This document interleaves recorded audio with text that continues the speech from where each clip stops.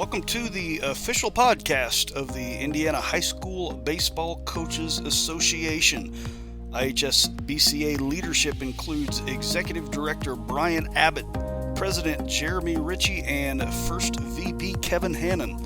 Follow them online at ihsbca.org and be sure to give them a follow on Twitter with the handle at IHSBCA. I'm your host, Dan Hill of Baseball Across Indiana, and with that, let's get right to today's episode. Folks, welcome back to our next conversation with a coach here on this Monday morning is when these go live each week. Let me drop some names here for you real quick before we get to our guest. Lance Lynn. At the time of this recording, he's still the current ace of the Chicago White Sox. Tucker Barnhart, my boy right there. Two-time Gold Glover, current starting catcher for the Detroit Tigers. A little side note here, I hate the fact that those are both AL Central guys. I wish I could go through life without being an AL Central fan, but when they both moved to AL Central, I became an AL Central fan. Then Drew Storen had a 8-year MLB career spanning 2010 to 2017.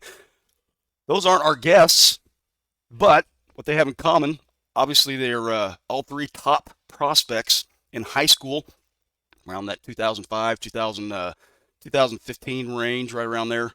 All three graduates of Brownsburg High School, and they all played for our guest on today's show, and Indiana Baseball Hall of Fame inductee, Coach Pat O'Neill. Coach, I appreciate you jumping on here with me. This is a conversation I wanted to have for a long time because I think it's everybody talks about how hard it is to win without talent, but sometimes there's some unique challenges that come when you might be loaded with, or not necessarily loaded top to bottom, because baseball is not a one-man game, and that's some of the things we'll dig into.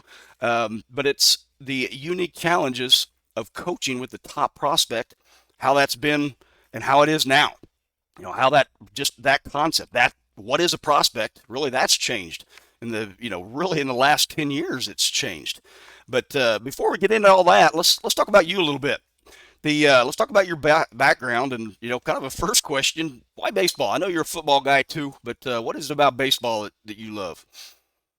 Well, I grew up I was born in Jackson, Michigan, and moved to LaPorte when I was 6 years old. And my dad pitched in the Chicago Cubs organization and pitched in the Armed Forces World Series against some future Yankee players. And baseball was just, go Cubs, watching Cubs all the time. And he was a Detroit Tigers fan too. And just being around that growing up. My brother Chip was my idol, 4 years older than me, and he would drag me around to help and to fill in a spot playing sandlot ball or whatever.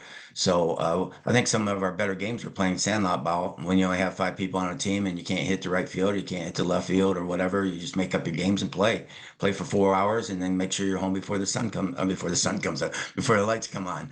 And growing up in LaPorte too, though. It's a baseball capital of Indiana with Ken Schreiber in charge, and my goal was to play for Ken Schreiber and be a real slicer, and I was fortunate enough to do that. Graduated in '75 and had a nice career, and then having the opportunity to come back after college, playing 4 years of college ball at Vincennes University in Kentucky Wesleyan, and having success there. But I came back and coached for 2 years at South Bend St. Joe with my brother Chip, who's a Hall of Famer, and learned a lot from him. And the head football coach, Phil Teagarden, was outstanding coach, a man of men, a great leader, being organized, enthusiastic, and disciplined. And then had the opportunity to go back to my hometown, LaPorte, and coach football and then baseball with Schreiber. And I was in baseball heaven at that time. Well, I tell you what, we could break apart just that couple paragraphs you talked about right there, and I could talk to you for an hour on about 10 different things you mentioned there. But one of them I want to kind of have some fun with is, you mentioned LaPorte, the capital of baseball in Indiana. And matter of fact, when you go up to Schreiber Field there in LaPorte, that's the banner. It's still, I believe it's still up there. It says, Schreiber Field, the capital of baseball in Indiana. I always like to stir up a little controversy, a little drama, because there was an article written back in, I think it was right around 2015 or something like that, and it said, why is Jasper, Indiana, the capital of baseball in Indiana? So it's just a fun debate because I don't think there is a right answer. I think they're both right answer. But you're a LaPorte guy, maybe a little biased there, but I don't think you can go wrong either way. I mean, what's your opinion on where the capital of baseball is in Indiana? Well, I'll tell you what, Jasper's outstanding Mm-hmm. program and Terry's outstanding coach, Gobert. And then you look at Andran with Dave Pishker, Mm-hmm. outstanding, and a few others around the state. But between those three, I Yeah. don't know if you'd find anybody else that's, a potential, baseball capital of Right. Indiana. Well, I'll tell you what, we got to throw Danville in there. Here's a little nugget of trivia for you. There is a Major League Baseball Hall of Famer that was born in Danville. And we're going way back. We're talking 18 as well as the late 19th century. Sam Thompson. He was inducted into the Major League Baseball Hall of Fame in 1974, and the Indiana Baseball Hall of Fame in 1979. But just an interesting, he was the RBI guy. He was, matter of fact, he was the only player in the 19th century to have over 150 runs in a season, and he did it twice. And he still holds. Here's the nugget of trivia. He still holds a Major League Baseball record. So we have a person from Danville, Indiana, that holds a Major League Baseball record. That is the most RBI in a month. He had 61 RBI in August of 1895. I thought that was so impressive. Of course, back then things were a That's little amazing. bit different back then, but just a nice little nugget of I'm a history nerd, so I had to throw that out there real Yes. quick. But yeah, Well, people absolutely, still talk about it. yeah. The you know, let's pick apart your background here a little bit. So Okay. you played for, because ultimately we're going to talk about the challenges of coaching a top prospect, but Right. you've learned from some of the best. Uh, Tell us about how it was to play for Schreiber, and how is it different Playing from for today? Schreiber. Playing for Schreiber. Okay. He was a disciplinarian, fundamentals, enthusiastic, and class. And I always believe that the personality of the team is going to be the personality of the coach. And I try to live by what Schreiber, his mentality towards it was: you're organized, you're enthusiastic, you're disciplined, and you do things with class. And I think I've done a pretty good job on that. And I think he's smiling up in heaven for it. But when I did play for him, he was also my defensive back coach. And that's where I developed my ulcer, having to listen to him every day. And to the point where, is it worth it? But what he instilled in me was about hard work. Doesn't matter how big you are, you go 100% at all times, and you never know when your last play is. And so that's how I survived at 140 pounds in football and on defense, and went about on the baseball field as well. Um, he became, after going to college and playing, and recognizing these people don't know what baseball's all about. You get to college and it's a lot about me, me, me. Coaches didn't compare to Schreiber on the discipline part. And I would, every time I came home from Christmas and summertime, I'd stop in and hang with Schreiber, and it might be 2 or 3 hours. He'd tell me the same stories and lies for the 2 or 3 hours each and every time. But I love the man. And when I had the chance to coach with him, he became my best friend besides my brother Chip. But Schreiber was my, almost like a father figure to me, but also a great friend. And I listened to him so much. And LaPorte didn't always have the best talent. They won 8 state championships, but they didn't always have the best talent. But what they had was chemistry and togetherness and commitment. And when you got that, and while playing the game with fundamentals, solid fundamentals, you got a chance for success, and have a little piss and vinegar in you too. In crunch time, I'm going to get that hit. Crunch time, I'm going to make that play. Crunch time, I'm going to throw that. I'm going to get that strikeout. And that's the mentality that I believe all Slicers played with. And I love, that's the mental part of the game that I want to dig into a little. I definitely want to get into a little bit more here in a minute. Just that balance. I've If anybody who's listened to all these episodes, I always mention that balance between humble and confident. Where does that match? Because that perfect match, that comes out. You can't be too humble, you can't be too confident. Just that marriage right there that I think is a beautiful thing about baseball. Talking about Schreiber, one more question about him is, he was, I don't know if I want to say old school, but is there any part of his coaching style that may not work in today's game? Well, I think you got to watch what you say nowadays more so than back then. Schreiber didn't care. It's his program, and I totally believe program comes first. Players are going to be gone. but you're not going to put up with a senior with an attitude or snot-nosed freshman coming in and think he's all that, you know. But you got to do it in a more delicate way, but you still get your point across. And as long as you're fair and you show that you care, you know, you don't ever want to cut somebody, but you're looking out, you know, you really have no chance to play. You're a straight A student, you're studying to go to Wabash or whatever. And we got 6 o'clock in the morning practices, which is going to keep you up, you know, and be tired during the day. And I think it's time to move on and enjoy your senior year. And you know, I'll support you in what you do. So, yeah, Schreiber be a yeller, and he didn't hold back. And the umpires knew that. And I still got some of that fire in me on some of the umpires, especially the ones with blind in one eye, can't see out of the other. But I try to keep that into account and tell them I'll get them some first aid after the game with some eye drops or something. The what about you know, obviously Schreiber is a mentor. You know, you mentioned your brother. Let's talk about, you know, other mentors that maybe got you to where you are today. You know, you know, coaches. Any other coaches that you've really tried to model at least part of what they do and bring it into your coaching style? In reality, um, football and baseball wise, Phil T. Gardner at South Bend St. Joe is just a great leader of men and funny, but boy, when it came time to getting the job done, he expected all the assistants to get the job done in their area because we're all in it together. Some athletic directors I've had, um, uh, Phil Rash at Fountain Central was a solid AD. Let me redo the whole field when I got the job there, and brought in 300 feet of sod, uh, 2 tons of ag lime. Seth Bacon, my linebacker, said, "Coach, I got an auger," which I didn't know what an auger is, but he's a farmer, and he says, "Well, it drills a hole about 5 feet deep if you want it." And we had drainage problems big time there because it's just farmland. And so I said, "Hey, bring it out on Saturday morning." Well, you only live 5 miles away. It took him an hour and a half to go 5 miles on that tractor. And he comes out there, he drilled 33 holes in our infield.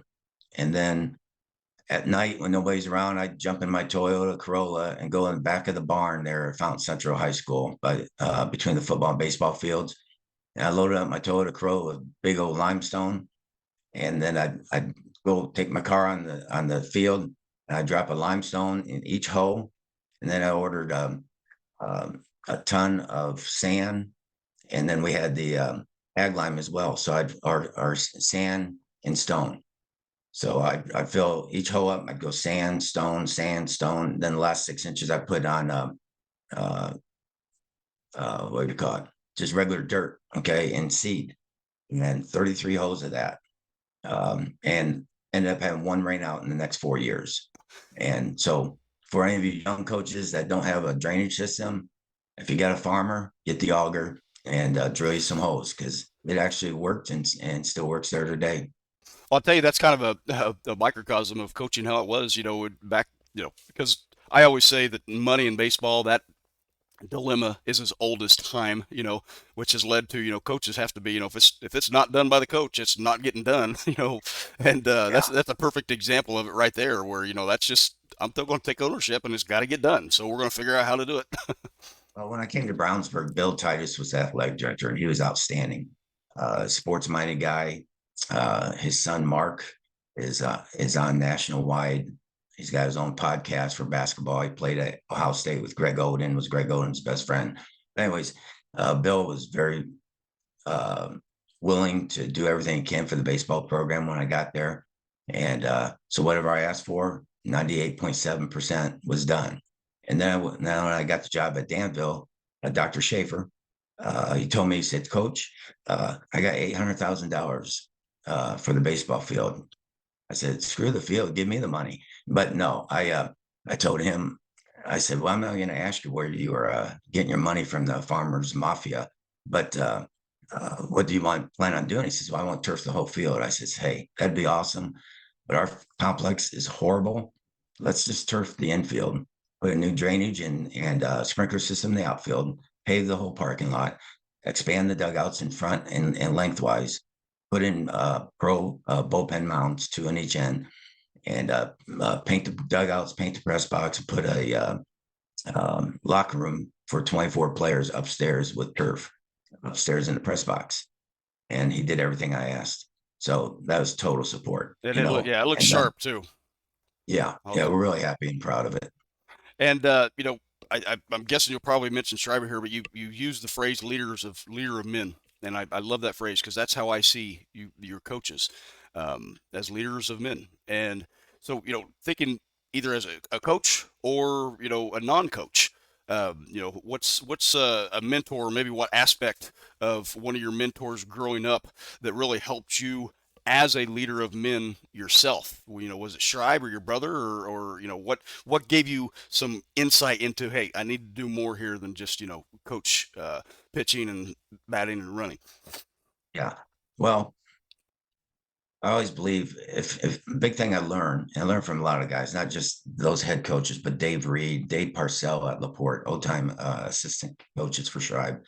Um, Working with them, watching how they deal things as assistants, because you're only as good as your assistants, and assistants are only as good as the head coach leading the way. So as long as you're organized and you got open communication, you give them responsibility, um, and have them go at it.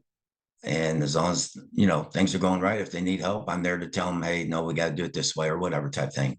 And it works out well. You can't be a screamer all the time. You need to delegate. Assistant coach, hey, you're going to be my side guy. That if I rip a player's derriere, you make sure that when you get a chance, talk to him on the sides. Hey, coach just wants you to do better. You can do better, so don't take it personal. That type of thing there. And I was a Major League Baseball scout for 3 years with Tampa Bay Rays, and saw a lot of good high school baseball coaches, how they dealt with things, the pressure from the scouts, the pressure from the colleges, the coaches, who's watching, trying to keep the high school players focus on themselves being the best they can be. Whatever works out will work out. And if somebody likes you or doesn't like you, so be it. But you never know. I always tell the players, if you never know who's in the stands. You never know who's in the stands. They might be there. I might be there to watch Jason Worth, who had a hell of a career with Washington and Philadelphia. But what about the second baseman that turned 3 double plays and runs like a deer and is a contact hitter, but he's a little small? Well, I'm going to help that young man at being a scout. I would help that young man get into a college. If he's hustling on the field, hustling off, being a good leader, those are the kind of players that the college coaches are looking for. They're not. There's only 5% that ever make it to major leagues anyway. So your goal, if you're that solidified in becoming a student athlete, college baseball player, is go one step at a time and do things the right way and play for the team. Play for the team. I always emphasize players to be versatile. So, um, at my current school, Danville High School, I had a young man who's playing at IU Kokomo now, Caden Whitehead. He played left field, shortstop, second base, third base, pitched and caught, and played second base. So he played all 7 positions his freshman year, and then COVID his sophomore year. But junior and senior year, he was dynamite and did everything he's asked, and earned him a trip to IU Kokomo on a scholarship. And there's another good example of that, as we're going to be talking about some of the top dogs here, no pun intended, but there's some also role players that one specifically I want to ask you about. But before we get into talking about the individuals, let's look at the team aspect for just a minute. Excuse me. You know, Looking at that run at Brownsburg, you were at Brownsburg from '01 through 2010, I believe it was. Um, you know, 3 state title appearances, capped by a 2005, and I quote, greatest high school team ever. And but you were there 3 years in a row. I'm going to be talking to Coach Mattingly at Southridge here in a few weeks. He's been there 3 years in a row. He's kind of in the same shoes you are, and I think Yes. people don't realize just how difficult it is to win a high school state championship in baseball. One player can't do it. So give me some insight on that. You had Lance Lynn, you had Drew Storen on the same team. They weren't the same class though, so they weren't peaked at the same time. So just how hard is it to win a state title in Indiana? Well, I'd argue with Schreiber every time we hang out, and he'd always say, "Oh, you won in class baseball." I said, "Schreiber, we had to play 4A schools all the way through. When you're at LaPorte, you're playing 1A size schools of Westville, South Central, La Crosse, so forth. And maybe Michigan City, which would have been a 4A school at that time, in the sectionals. And now in regionals, you might get another 4A, but it's probably going to be maybe a 2A and 3A in there with it.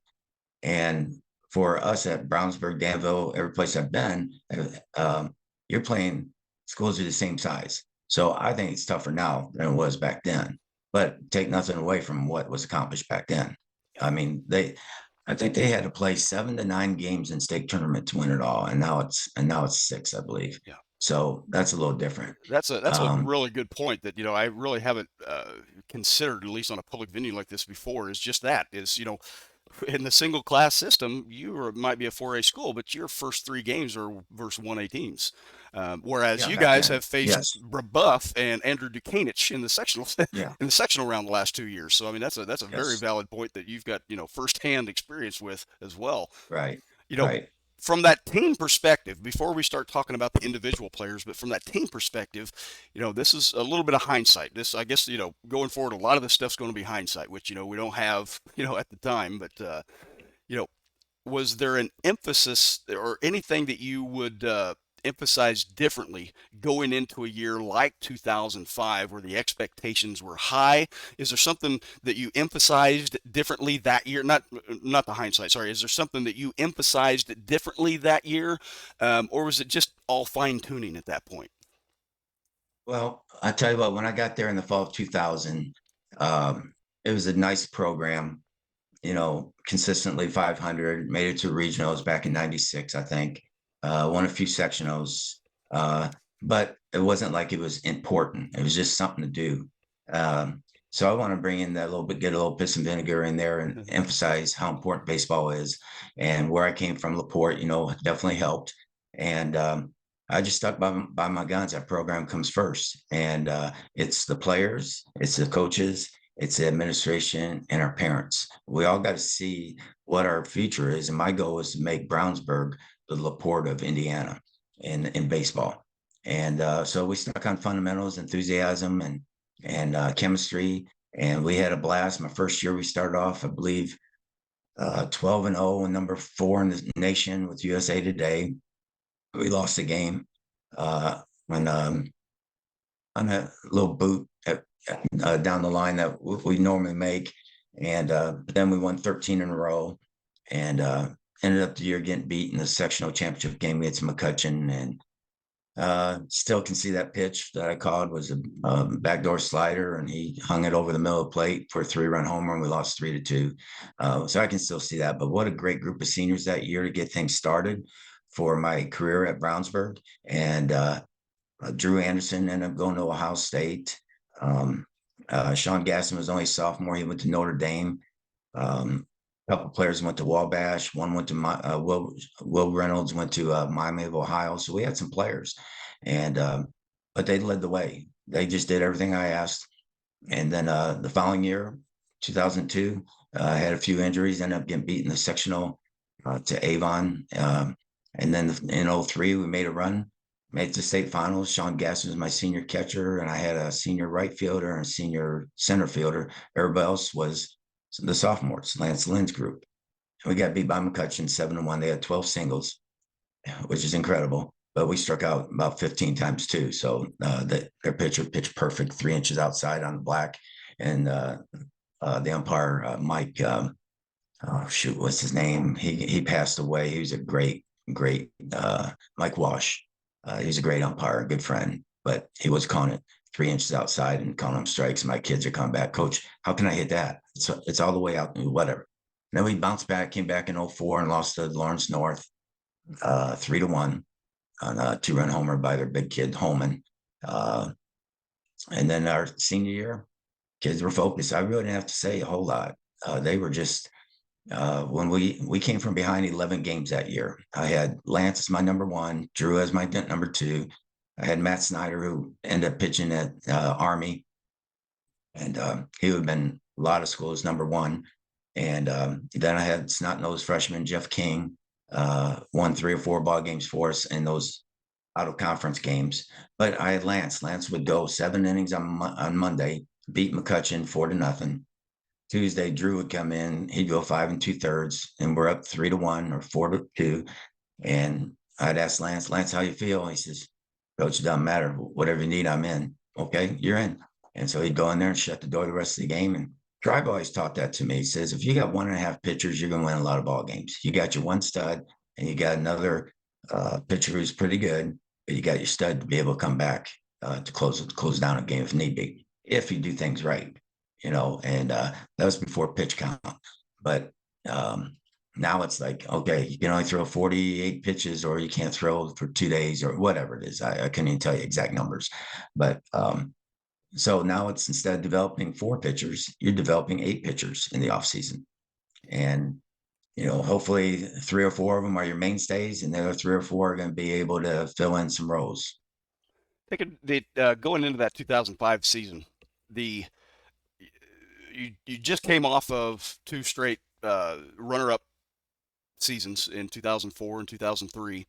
So playing at Victory Field. Yep. When you think of expectations, was that something unspoken to the team, or you're like, hey, yeah, we got a target on our back. Let's make the expectations intentional. Let's just get out in front of it. How was expectation handled? Yeah, that expectation grew up when those boys were in the Little League, had success in Little League World Series, and so that prize or the target on your back had developed then. It'd been there a while, yeah. So they were used to it, but I always had Lance walk off the bus first, so the team can see Lance walking off first, and that's a pretty imposing guy walking in, saying, "Oh my God, we got to face him." And but on that team of 05, every starter but one went to play on in college. So, they were quality athletes, quality kids with me, and very respectful. And I asked Sean Visa, my center fielder, who ended up hitting a 3-run homer in the state championship game, and he hit a grand slam in the first inning against Josh Lindblom at Brownsburg in the regional. Had to be 5,000 people there. It was a great sight.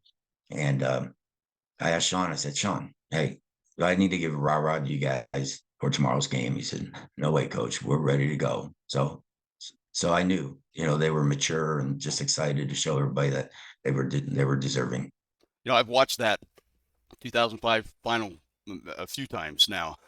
So going into that final game, you're 34-0. You've got Lynn on the bump, but Dan Sparrow's, Evansville North starts to make a comeback. What's going through your head?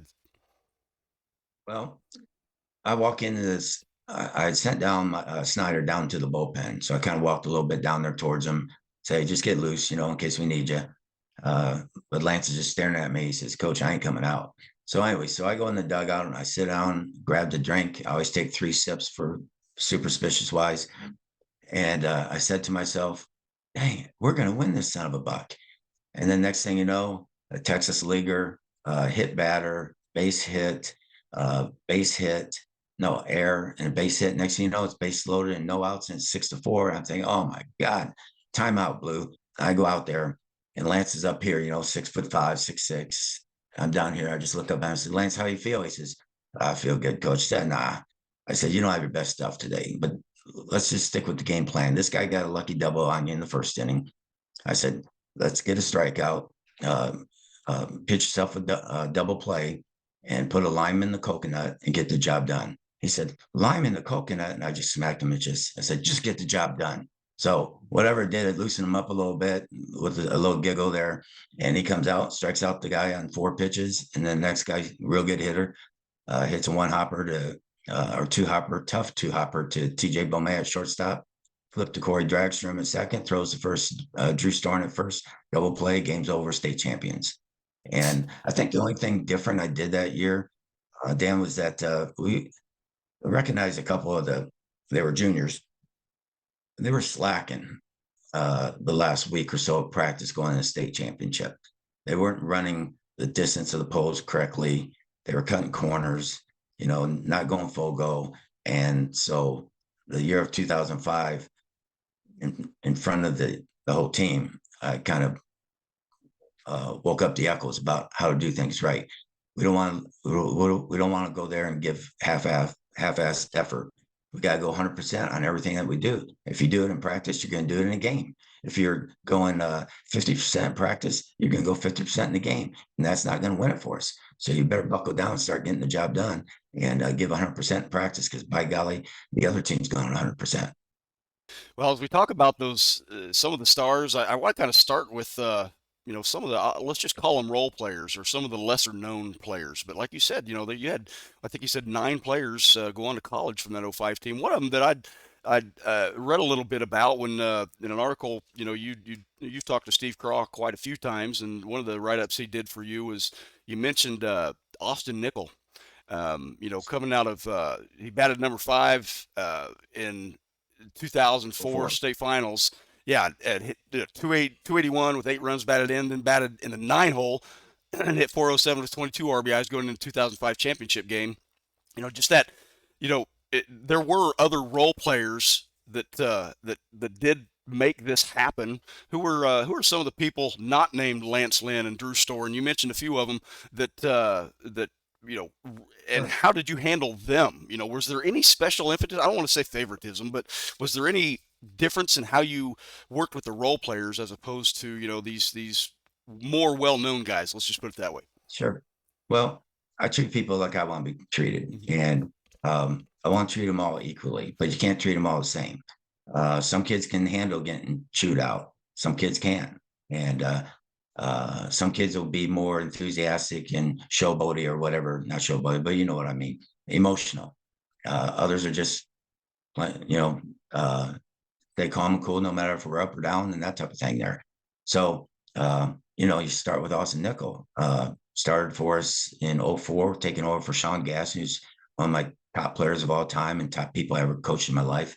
And Austin came in, he'd caught Lance before, all the way through Little League, and he batted 5th. Well, he's batting behind um, Lance was batting 3rd, and Nick Shipley was 4th, or vice versa. And then Austin, well, Lance had 40, 42 RBIs, and Shipley had 35 RBIs in front of him. See, you gave him a benefit. I think he had 5 RBIs, and he hit about 260. And I laugh at him all the time when I see him. But the senior year, move him to number 9, because they're going to think, oh, it's number 9. I'm just going to throw fastballs in there. Well, that's the only thing that Austin could hit. He ended up in 409 and 22 RBIs and had a great year and earned a scholarship to Butler. Um, at first base, rotated between Drew and Lance. At second base was Corey Dragstrom, 2.5 year starter for me. Ended up playing at Ball State. Um, at shortstop was TJ Bomay, who was only a sophomore that year, 6'4", 185-pound sophomore that could run and hit and throw. He went to Ball State, played for 4 years. Nick Shipley, who just passed away a few years ago, great third baseman for us. He could hit the long ball, and he was fun to be around. Hyper as heck, and everybody knew it. Loved his chocolate candy bars, but he also loved baseball. Baseball was his life. Left field was junior Kyle Hammontree. Ended up playing up in Michigan at junior college up there. Came up with some clutch hits, clutch plays. Center field was Sean Visa. Called him Superman. 3-year starter. Ran like a deer. Great defense, and like I said, hit the home run in Grand Slam in the regional. Hit a 2 or 3 run homer in the state finals at Loeb Stadium. And then our right field was Gary King. His dad was Gary King, who coached the Little League uh, All Stars in the World Series, who passed away 6 or 7 years ago. Great man, but Gary was a heck of a go getter for us. He ended up playing at Miami of Ohio and in Indiana State. So you throw those players out there, I'll take them over anybody. Yeah. Well, when your 9 hole hitter gets plays ball at Butler, that's saying something right there. That's a statement. the Yes. Let's talk about the Lance Lynn's of the world, the Drew Storms of the world, Tucker Barnharts of the world, and what separates them. When I think of Lance Lynn, I just think intensity. Give us that front row view of what separates Lance Lynn and Drew Storm and Tucker Barnhart from your everyday player. I had a lot of players in my health class. And the first day, they have to write a story about themselves. They write about it's called "I Am Who I Am." They tell me who they are, how they became the person they are, what positive influence have you had, what do you want to do in the future, and how do you plan on achieving that goal. And Lance, of course, I'm blah blah blah blah blah blah, Major League Baseball player. I will work hard all the way through, or whatever, And Drew said same thing, and Tucker and some other players said that. That's their goals too, and that's great. Uh, but when it came between the lines, oh my God, uh, Lance, I only took him out one time in 4 years on the varsity. He started out on the freshman, his freshman year. He's on the freshman team because I want to keep those kids all together for at least half the year because we were pretty good on the varsity. And so they developed that chemistry down there together. And I brought Lance up. I think I took him out in the second game he pitched. He was disgruntled, but it is what it is. And after that, I never had to take him out again. Of course, I'd have to get a plow truck to get him off the mound if I wanted to take him out. But no, between the lines, he was totally focused. He would kind of go through the motions of throwing 88 to 90, 92 in the first couple innings. And a couple guys got a couple good swings on, fouled him off. I'd say, Lance, don't get beat in the first inning. He said, Coach, when it's a good hitter, they're getting my best. So, okay, you know what you're doing. So I didn't have to worry about that. But he was an awesome hitter, too. He was all-state as a sophomore and junior as a first baseman. And because during that time, he was hitting like 380, had probably 12 to 14 home runs each year and 35 to 45 RBIs each year, maybe had one error. I was going to mention So that's one of the lesser known things of him is how good of a hitter he was. Did you ever give him a bunt signal? I think I did. And he screwed it up. He laughed. And Matter but of fact, I think you did if I remember right, didn't he square around in 05 in the final? Am I remembering that oh, wrong? I might be remembering that I wrong, but don't think so. okay. I don't remember doing that then. Um, but then his senior year, of course, he's undefeated on the mound. Uh, so many strikeouts and limitless walks, just dominated. Yeah. And he was 94 with a great curveball and sinking fastball.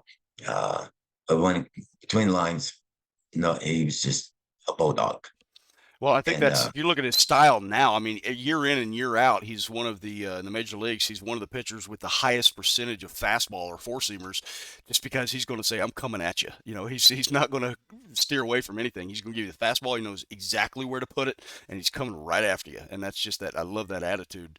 well, he's got to. All Hmm. these other guys are throwing 98, 99, Lance throwing 94 to 96. Hmm. And if you don't have movement and control, you're not going to be around very long. And I went up there on Lance Lynn bobblehead night. Me and my brother went up there, and Lance got us on the field, and they're playing Detroit. And Tucker came on over, and I talked with him, and Lance took pictures. And I asked Lance to show me his grips because, like you said, uh, 80% of his pitches are fastballs, but they're not all four seam. He's got the two seams, Right. he's got the cutter, he's got the sinker, and he has a riser. And it's all about the pressure point on the ball and release. And that was pretty impressive, talking to him about that. Got a few more questions here for you, Coach. Then we'll get to some final thoughts. But with those teams, starting at 2003 all the way to when you were done there at 2010, especially those teams with the high expectations. Did you have to do anything different to keep them out of their head and just to get them focused on playing baseball? That's how you got there. That's how you got this expectation. Was there anything you had to do different to get them out of their head in terms of maybe it was pressure or that humility or overconfidence or focus, or you mentioned though that these guys had seen pressure ever since they made it to the great past the Great Lake Regionals in the Little League World Series. Did that continue on, or is there anything you had to do at any given time? Oh, every day was a new adventure because you got school activities, you got girlfriends, you got some parents that are, you know, armchair quarterback pitchers, you know what I mean? And so I just got to keep it in their mind that outside stuff, it's got to stay outside when we're on the field.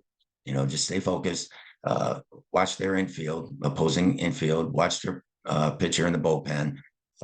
When you're on deck circle, you got two jobs to do, and just stay, baseball focused. And it didn't take much. I mean, they understood. And the good thing about it was the things we were doing in '01 when I first got there, all the way to my last year there at Brownsburg in 2010. If I missed say I had to miss a week of practice, practice would go the exact same way that I would run it. And because they know that that's what is expected, and they would go out and do it. And I give seniors a little bit of leeway on some things and give them some suggestions. It's their senior year. I want them to have fun, but winning is fun. And to keep it all in perspective, and doing it with class. Well, I'm thinking about that perspective. Let's go back to that hindsight, like I was talking earlier. With the advantage of hindsight, is there anything that you learned from coaching that crew there from let's call it 2003 to 2000? When did Tucker graduate? I'm trying to think. 2009. 2009. That's right. Yes. So that span right there where you have, all those collegiate players, but then you've got three players that made it to the bigs. You got Lance Lynn, Tucker Barnhart, and Drew Store, and not in Yes. that order, of course. But looking back in hindsight, is there any way that, or any method that, in how you handled them, or any method that how you handled some of the other players that maybe you second guess now, or in hindsight you're like, well, I'm glad I did it that way. I mean, I think a good coach listens to your seniors. You know, talk to them. Say, hey, how'd practice go today? Or hey, I'm thinking about wanting to do this tomorrow at practice. Work on rundown instead of hitting for an hour, or whatever type of thing.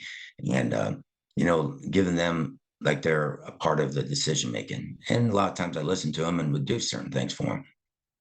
But you also do some things where the seniors are doing drills with sophomores and freshmen, so they get to know each other. I put them in groups early in the year, groups of 6, and one of the seniors would be the leader, and he would listen to each player about their goals for the season and what they can do to help the team this year. And then that senior would have to stand up and explain, okay, this is Billy Jones. Billy will be our second baseman, or hopes to be our second baseman. He has speed to bring to the program, a contact hitter with a great attitude. This is Johnny Jones over here, so forth and so on. So then everybody got to know everybody or what they're all about. I And love then from there, you had no problem talking to a freshman or a senior. So they all felt like they were all one. Love that idea. Any again, just kind of one more question on hindsight. Any times where you think you may have overcoached or undercoached? Is that something that's ever in your head, or that's something that's you're always not even going to second guess because looking at look, kind of guess what I'm getting at is, some coaches say, yeah, there are times where I'm going to probably overcoach this and some I'm going to undercoach it, but that's just going to happen. I'm not going to worry about it. Is it something you're always, how much of that was on your radar for this team's, how much do you back away and how much do you want to, keep hands on? Well, you always wonder after season if we worked enough on this or worked enough on that. Should uh, Caleb played third base instead of left field more, or whatever. Those things come about, but it's an instinct sport. Not only for the players, but it's a coach. You got a sense of feel. Who's doing right in practice? If you're doing right in practice, I have confidence to put you in the game to pinch hit or pinch run or go out to center field and snag some balls. But if you're not, if you're taking infield practice and you're throwing every ball away or missing, or outfield misjudging balls, well, by golly, come game time, um, I'm not going to have a whole lot of confidence in you. So until the next day, we'll get back at it again. So I learned a lot from Schreiber, about the fundamentals. They're not fancy. Some of these schools have these pitching machines, virtual pitching machines, and hitting all year long. And we're not fortunate enough to have that. But what we do have is being organized. We have 6 different hitting stations going on at one time, 3 players at a station, boom, boom, rotate around. Everybody's a bunting station, a slash station, a slap hitting, that type of thing there. But we just go around and around, repetition, and let the players know at any time you could be caught on to bunt in the bottom of the 7th. You're my number 4 hitter, but we got run on third and 1 out. We got a chance to win the game. I know you're a good bunter. So Chris Sides back in '04, he was all state for us, right fielder at Brownsburg, hitting about 426 with 14 home runs and 40 RBIs. And it's a conference game against Westfield, and it's a tied up ball game, 7th inning. And Chris put down a perfect squeeze bunt. And we won the game. So that's my example of being a team player. Whatever's called upon you, do the best that you can to accomplish the feat. If you look at scouting, Hey, can I say this absolutely. about Drew Storm? You asked me about Lance, Drew, and Tucker. Yeah. Okay, so Drew was a snot-nosed freshman at about 5'8", 131.5 pounds. Okay, but he's throwing 85. Okay, so the potential is there. And then he came along sophomore year throwing 90 with a hammer, but his senior year was senior night, and the kid loved baseball. I mean, he could have been all-state catcher, all-state third baseman. He thinks he could have played shortstop, but um, my cousin runs faster than he does, and he doesn't have any legs. But anyways, so Drew's a heck of a ball player. So we're playing New Palestine. Okay, they had Andrew Clark, and Drew was just DH because we had conference games the next day, and so they bring in Andrew in the seventh inning. It's a 1-1 ball game, and Drew's leading off. I said, Drew, hey, you gotta get on base. Left-hander, and you're hitting left-handed. Just fight it, fight it. He says, Coach, game's over. Oh, okay. I'll just go out to my coaching box. About the third pitch, home run across over the fence, across the street, hit the house. Game's over. That's Drew Storm. That's Drew Storm at its finest. In the meantime, in 05, Tucker Barnhart was an eighth grader. He was my bat boy. So he got to hang around with Lance and Nick Shipley and Sean Visa and Drew and everybody. So he learned what Brownsburg baseball is all about and what's expected. And his freshman year, he was my starting third baseman and pitcher. He ended up the year, I think, 6-0 as a pitcher. He's a heck of a pitcher. He would have been all-state in any position he played. And we were struggling behind the plate, though, with the senior catcher, but the senior catcher ended up being all-star left fielder because I switched in left field. But he ended up hitting 16 home runs. Mike, come on, Mike. Anyways, he played at, oh, I'm so sorry. Anyways, he ended up playing at Indiana Tech. And Michael Bradburn, great kid. So anyways, so I went to Tuck. I said, Tuck, hey, you're the best catcher I've seen since you were 11 years old. Coming through the ranks, your ticket to college is catching. You can't run. You're going to be 5'9", but you're a great defensive catcher and you're switch hitting. And that's being a pro scout that I was. We're looking for those type of players in professional baseball. And he said, Coach, whatever you need. Well, he went out there. He went back there and caught for the next 3.5 years. And, the rest is history. Gold Glove, 2 years with Cincinnati. Should never have got rid of him. But he's up in Detroit at the moment. He's living the dream. Well, I was lucky enough, one of the best, it just worked out that I used to just run over after work and see the 7 o'clock Reds games a lot when Tucker was over there. And the one game I was at was that little short stint where Drew Storen was with the Reds. So I saw the game where Drew Storen is pitching to Tucker Barnhart against the Yankees. So it was a great environment. It was not a great outcome. I think Drew beamed 3 people in 1 inning. Yeah, and they had to pull him out. He did that on purpose so he could get the hell out of there. Yeah. He hit 3 batters on purpose. Yeah. Well, they're Yankees, so I don't care. but then Drew pitched 1 inning, threw 9 strikes, 3 strikeouts. I think he's one of 2 pitchers ever to do that. Immaculate inning. When he was with Washington, I was in St. Louis to watch Lance pitch. And after Lance got done with his pitching, and the inning's over with, who's coming out to pitch for Washington? Drew. So back-to-back, Brownsburg Bulldogs are on the mound. How many coaches can say that? That was just phenomenal to see. And then this back in August when I went up to see Lance against Detroit. Okay, so Lance tells Tucker, who struggled hitting this year, he was hitting about Mendoza line at this time, and Lance shakes his hand. He says, "Hey, I'll give you a donut tomorrow, and that means I'm going to give you a good pitch to hit." Okay, so Lance winks at him and smiles and walks away, and so neither one played that day, but we had great seats down on plate. The Sox won. It was great atmosphere. I drive back to LaPorte, take my brother back to LaPorte, which is about an hour and a half away from White Sox. And I thought, you know what? I'm going to go back tomorrow. So I text Lance, say, Lance, hey, I'd love to come up, see you pitch tomorrow. He said, Coach, I got you in the suite right now if you want it. I said, okay. So I went up there, couldn't talk to him. Game day when he's pitching, total focus. And but Tucker's catching. So Lance goes 3 up, 3 down, first 2 innings. So Tucker's coming up in the 3rd inning. I was upstairs in the suite. I ran downstairs, got behind home plate with my camera, and started the video of Tucker getting challenged by Lance. Lance didn't give him a donut. He gave him 95 on the fist, broke his bat, dribbled to third, threw out to first. Tucker shaking his head, running down to first base. And it was kind of funny. But, next time up, a couple innings later, I'm still there. It was a great seat. And so I videotape it. Lance, first pitch, throws 94 down the middle. Tucker gets a base hit to left field.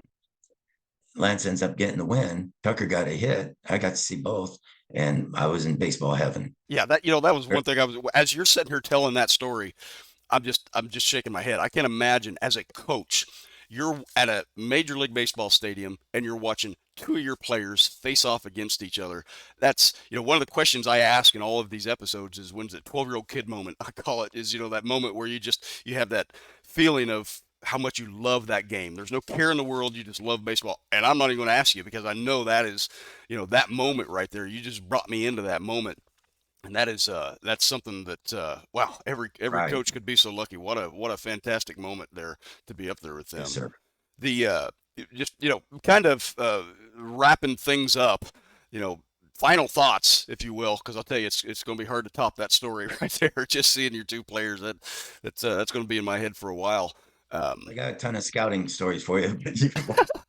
Anytime, but Coach, I can sit here and some listen to you funny talk for ones. hours. Oh my God, the two guys up in at Mankato State, they're dressed in their jeans. They're in the mid-30s, late 30s, and scraggly looking, but they had old baseball glove, having tryouts. Buzz Hanahan and Jack Hanahan, who played for the Reds. He was a senior in high school, and he was there. And but these two old cronies come walking. Hey, Coach, you mind if we try out? I said, how old are you? Well, we know we're too old, but I think we still got something in us. I said, well, just sign the form for safety reasons, liability. And you guys are racing each other when we start up here running in the 60s. So make sure you stretch good. Thanks a lot, Coach. Thanks a lot. So they're stretching. And I said, all right, Billy and Bob, you're up. They come up there to run. I said, set. After about 4 steps, Billy's hammy pops and he goes face first. And Bobby, he's running along. Oh, are you okay? And he's still going in his jeans. I just afterwards, Billy's walking, holding on to his hamstring, and Bobby's trying to carry him. Well, I guess we're done for the day, huh, Coach? I said, yeah, thanks for coming out. Keep your dreams alive, boys. That is pure gold. I love it though, but they're going to be able to say, "Hey, we had a tryout," so Tampa Bay. that's Yeah. right. Oh my gosh, that is pure gold. Wait, just real quick, one thing I didn't ask you, but I wanted to was right along the lines with that. Any simple thoughts on how scouting has changed? As far as how you handle the players, maybe from that perspective. Scouting definitely has changed now with everything with PBR and everything like that. But as far as how you handle the players and that notoriety they're getting at such a younger level now, is there how intentional are you about that as far as coaching them into, hey, let's stay grounded here? Right. I'm not going to uh, disencourage young athletes of going to these workouts or spending all this money working with the pitching coach or hitting coach. Because the more that you play and the more that you learn from somebody else instead of me all the time, that's fine. But if you're not having success and then you're not doing it my way, then by God, you're going to do it my way because it is successful. And but the parents are dishing the money and that type of thing. There, that's fine. We've had a disgruntled parent bring all of his son's trophies into the office saying, how can you cut my son? Look at all of his trophies. Well, every Tom, Dick, and Harry in Little League gets a trophy. You went 0-10, Billy, but here's a trophy. And my assistant thought it was a awards or a trophy salesman when this dad brought in this box of Little League trophies.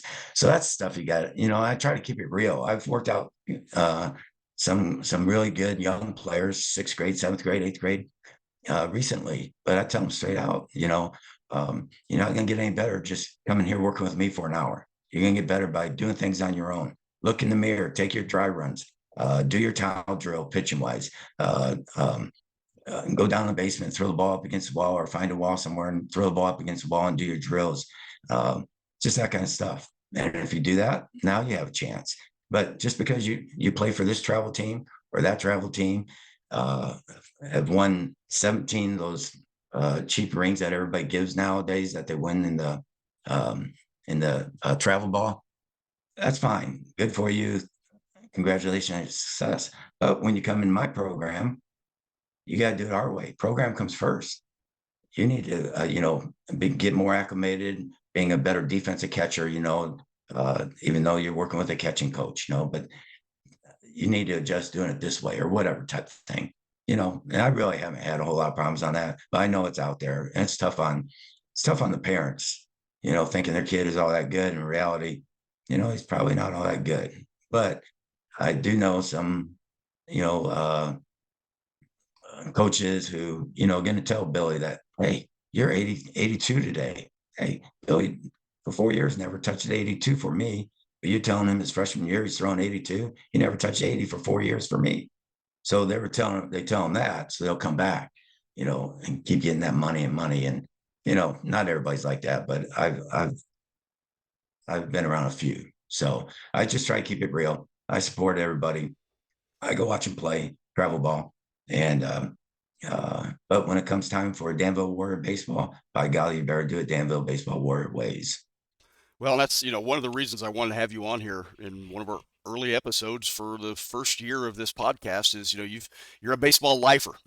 Coming from your dad, your brother, you've reached the pinnacle moments with your career in baseball. You played for and then was assistant coach with a true legend in amateur baseball coaching with Schreiber and your brother. You took 3 teams to the state finals. You coached some of the best players who ever suit up in Indiana. You're already in the Indiana Baseball Hall of Fame, but last few years there's been some challenges. There's been with your wife and your personal health, and with putting that all together, are there any things that perspectives that you have now that you didn't have as a younger coach that you think are important that a younger coach may not look for that perspective, but it's something that you want to pass on with your life in baseball and life outside of baseball.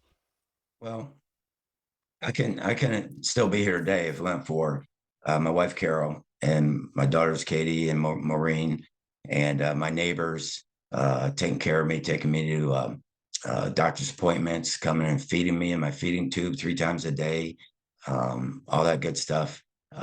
For it was 7 weeks, 5 times a day, getting zapped, and then 1 time a week for my chemo, and just their love and support was just tremendous. Mowing the lawn, doing chores, whatever, getting food for Carol, and then I survived, and a month later, then she had her problems and found out she had a brain tumor on a Wednesday. And then Wednesday night, they took it out. It was glioblastoma, and there's no cure. And 2 days later, she's home on a Friday. 2 weeks later, she went to work. Everything was hunky dory, being the happy go lucky lady that she was, very loving and caring. And went in for a 3-month checkup. A tumor grew back, had to take that out, which took more of her brain out. And she came out of there, and it was charades for a while. She knew what to say, but couldn't say it. Hot was cold, cold was hot, boy was girl, girl was boy, and stuff. And it got really bad in the last 4 months, just, on a family situation wise, just became trying to love her and take care of her and just didn't get the same support. But I survived that. And then a week after she passed, I was passed out in my recliner, and it wasn't from drinking. It was, I had COVID. Unfortunately, my sister was coming to pick me up to take me for my biopsy checkup. And she couldn't get in the house, and she called my neighbors. Next thing you know, there's about 6 or 8 neighbors and my sister in the house. I'm passed out in the recliner, and they called the ambulance came, and I had COVID a week after Carol passed away. So I was in the hospital for 8 days, and nobody could visit. It was during Christmas. And for me to survive 3 things, and they say things come in threes. I'm glad I'm Irish. I'm glad I believe in God and have his support and all my friends and the Danville people, the administration, the players, the parents, I've been nothing but supportive, and be able to deal with that. I know I can deal with anything. You know, uh, I was contemplating retiring after last year, but I realized that baseball is my life. Indiana is my life. My two grandsons live in down by Wanamaker, and they go to Franklin Central High School, where my son-in-law coaches and teaches at the middle school, and so they're close. My other daughter lives outside Phoenix in Gilbert. Beautiful, loves it. 4 years. She's been out there. It's a nice place to visit. That's where I was going to move to. But as long as I can coach, I'm going to keep coaching. I just love it. That's what I wake up every morning for. I love baseball. Well, there's a side story that I like to tell going back to 2020 that is one of the reasons I'm such a big fan of how you go about your business is, I've seen you in action. You do have that old school Ken Schreiber mentality about you, which I absolutely love. But also look at 2020, the year that, COVID canceled everything, including the high school baseball season, and you're out there with that. Basically, it's call it a pretend season, and I'm like, this guy is my brother. Rob. Yeah, because that is if not only were you just doing something that was fun, I'm like, hey, we got to do something here. But also it's that throwback to because you don't see kids going out these days. You don't see 10-year-olds going out and just throwing up a can and swinging at it, and just that whole pretend thing. And I saw that. I followed it. Actually, I followed the pretend season that whole year, and it was We it mean was pretend. It was real. right. Hey, I'm What are sorry. you You're right. pretending? It was real. It was totally real. But I just absolutely love it, and that's a microcosm. I think that's the hitting the nail on the head right there of How what about this the guy's about. championship game? How about the championship game at the Field of Dreams? So We jumped on the bus and drove all the way to Iowa and played. that was folks, you'll have to look him up on Facebook and just start scrolling until you get down to 2020, and you'll see it. It's the 2020 high school baseball season was canceled, and Coach O'Neill had his own season, and you guys were undefeated. And We lost one. I was going to beat our 35-0 Brownsburg right, record. well, right, you're right. You We can't we get we got beat by the New Prairie Slicers. the New Prairie Slicers, right? New See, I Prairie. always mix up teams. That's Like right. yeah, yeah. That was yeah, that was you were in my head. That whole 2020 right there. That's just pure gold. I'll tell you, and folks, once again, I say it a lot. High school baseball is in good hands because it's in the hands of people like Coach O'Neill, the 2019, I believe it was, yeah, 2019 inductee to the Indiana Baseball Hall of Fame. Coach, I really appreciate it. Thank you. Appreciate you, and thanks for everything that you do for Indiana baseball.